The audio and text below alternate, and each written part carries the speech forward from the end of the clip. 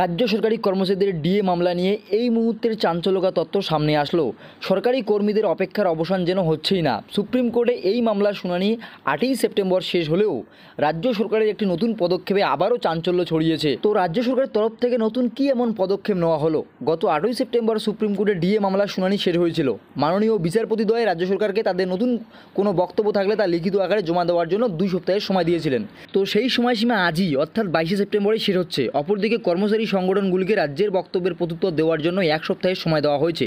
কিন্তু সময়সীমা শেষ হওয়ার দিনেই রাজ্য সরকারের পক্ষ থেকে একটি অপ্রত্যাশিত পদক্ষেপ নেওয়া হয়েছে। গতকাল 21শে সেপ্টেম্বর রবিবার রাত্রি 9টা 16 মিনিটে রাজ্যের অ্যাডভোকেট কর্মচারী সংগঠনগুলির আইনজীবীদের কাছে একটি ইমেল পাঠান। ওই ইমেলে জানানো হয় যে রাজ্য সরকার আজ অর্থাৎ 22শে সেপ্টেম্বর সকাল 10:30 নাগাদ সুপ্রিম কোর্টের 12 নম্বর কোর্টে মাননীয় বিচারপতি সঞ্জয় কাউলের বেঞ্চে ডিএ মামলাটি আবার মেনশন করতে চায় এবং সেই ইমেলটি ইতিমধ্যেই সরকারি কর্মচারী পরিষদ, confederation of state government employees এবং ইউনিটি ফোরামের অ্যাডভোকেটদের পাঠানো হয়েছে এবং তাদের উপস্থিত থাকতেও অনুরোধ করা হয়েছে।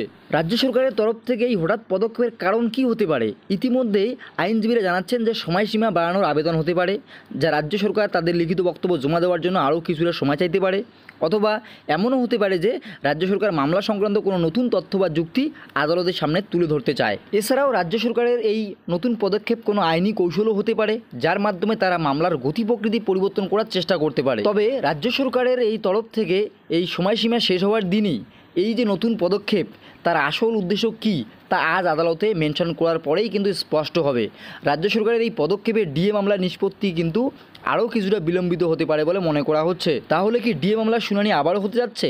আবারও কি নতুন কোনো বক্তব্য পেশ করতে চলেছে রাজ্য সরকার?